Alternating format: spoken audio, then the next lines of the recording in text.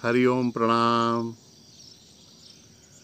ओम श्री गणेशाय नमः। ओम श्री सरस्वत्यै नमः। ओम श्री गुरुभ्यो नमः।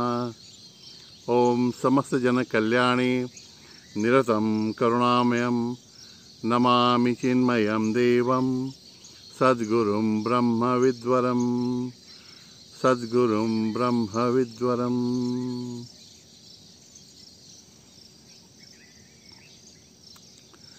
आइए मित्रों, एक अच्छी सी कहानी सुनते हैं।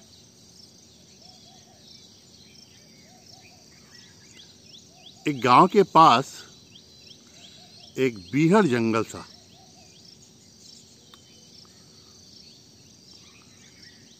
तो उस गांव का एक लड़का, युवा, सर्वसंग परित्याग करते हुए उस जंगल में जाकर घोर तपस्या कर रहा था। बाकी कुछ भी नहीं, किसी से भी संपर्क नहीं।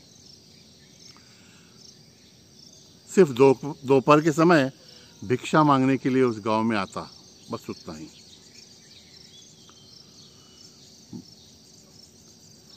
एक दिन दोपहर के समय एक पेड़ के नीचे ध्यान करते बैठे थे अपने तपस्वी जी। तो उनको ऐसा लगता है कि कुछ गिरा उनके सिर पर। तो ऐसे हाथ लगा के देखते हैं तो कुछ चिड़िया ने गंदगी की हुई दिखती। तो ऊपर देखते हैं तो चिड़िया बैठी रहती है।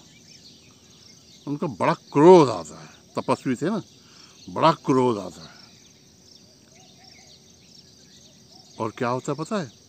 जब वो क्रोध से देखते हैं तो चिड़िया जलकर भस्म हो जाती, गिर जाती है। तपस्वी बोलते हैं, यस,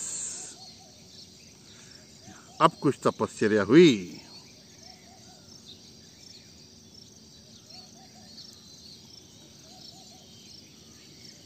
फिर निकलते हैं भोजन के लिए, भिक्षा मांगने के लिए।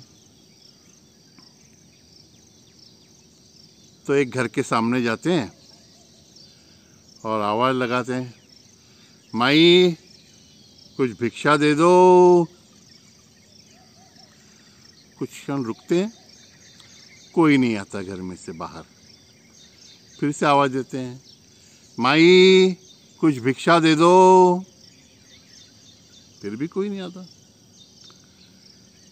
8-10 बार ऐसे आवाज़ जोर जोर से लगाते हैं, फिर भी कोई नहीं आता।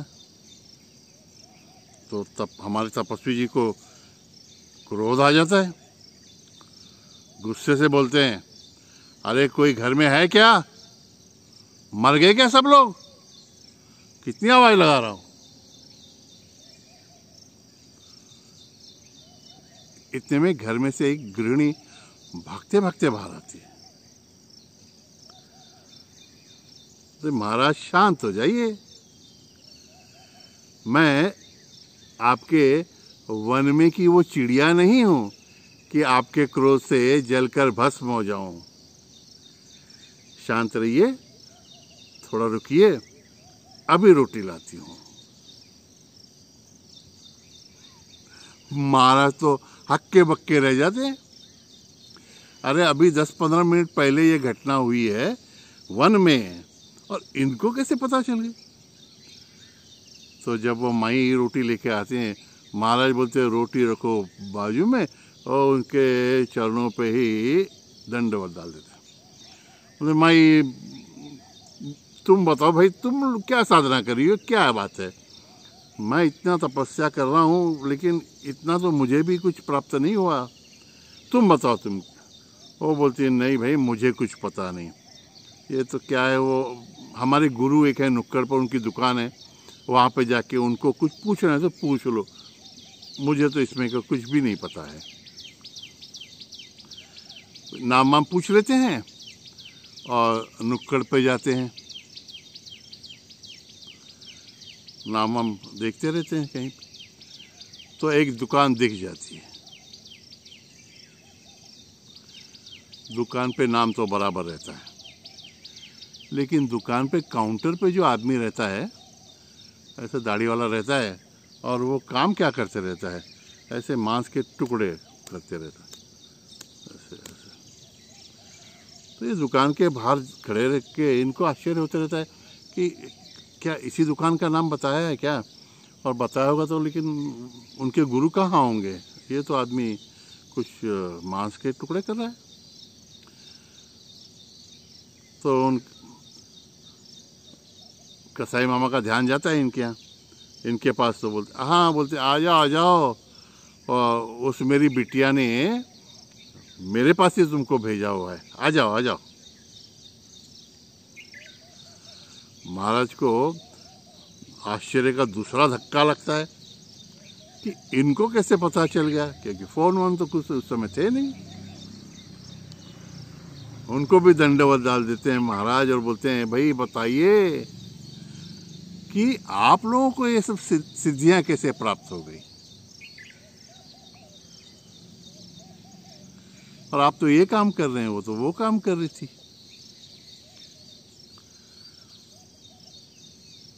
तब मालिक बोलते हैं कि हमको तो एक ही बात पता है, भगवत गीता के 18वें अध्याय के 45वें श्लोक में जो लिखा है, स्वे स्वे कर्मण्यभिरतः संसिद्धिम लभते नरः। दुकानदार बोलते हैं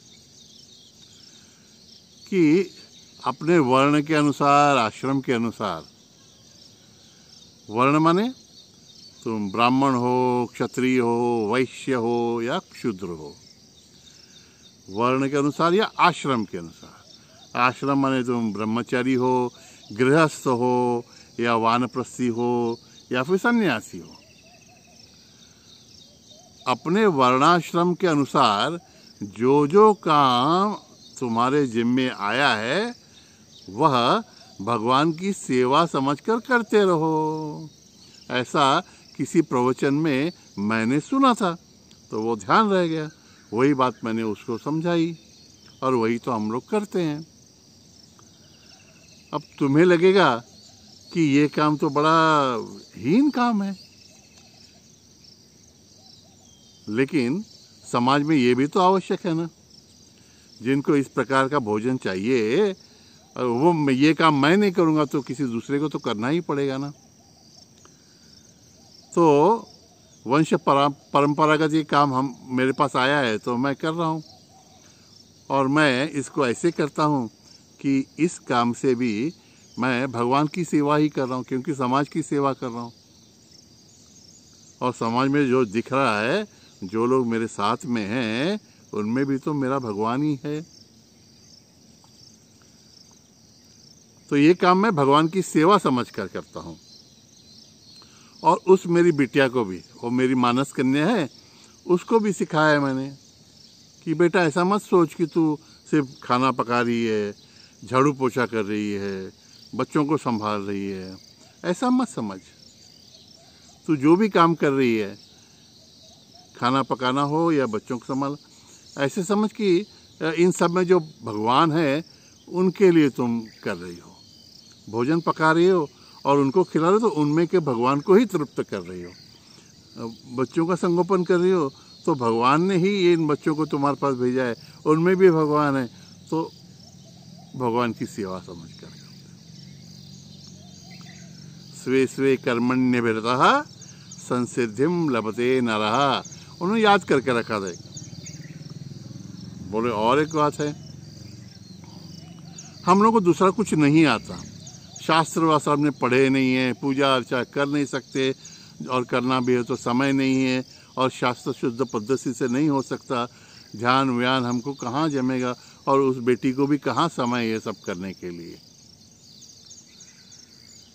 तो उस प्रवचन में और एक बात स्वामी जी ने कही थी कि 12वें अध्याय का संदर्भ दिया था उन्होंने। उसमें कहा है, भगवान श्री कृष्ण अर्जुन से कहते हैं कि मदर्थम अपि कर्माणि कुर्वन् सिद्धिम अवाप्स्यसि।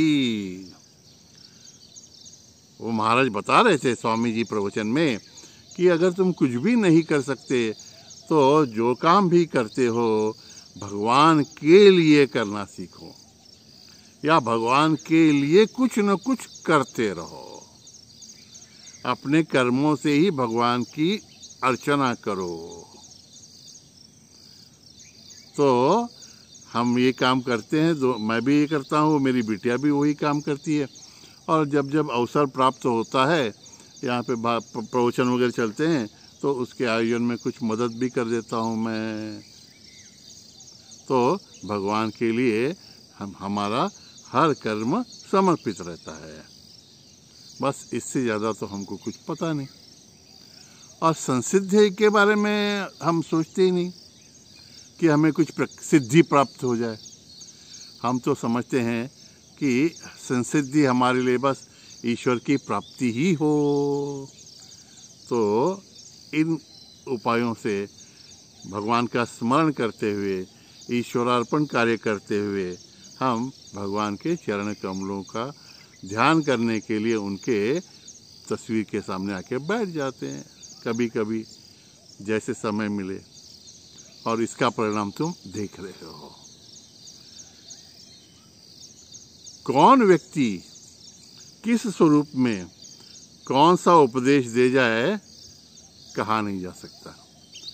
सिर्फ साधक की प्रगति होनी चाहिए उतनी, और वो कहीं से भी संदेश ग्रहण करने की उसकी क्षमता और इच्छा होनी चाहिए।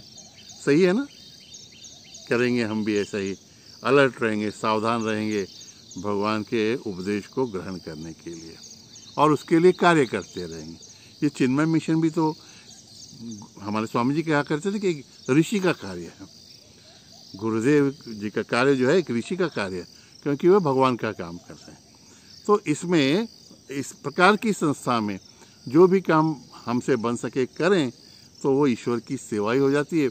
और फिर संसिद्धि, लौकिक चाहिए तो लौकिक, भौतिक चाहिए तो भौतिक, सांसारिक पाए तो सांसारिक, जो भी चाहिए, या फिर ईश्वर को ही प्राप्त करना है, तो वो भी सिद्धि हमें प्राप्त हो सकती है। कुछ तो करें। हरिओम तत्सत। नारायण नारायण नारायण।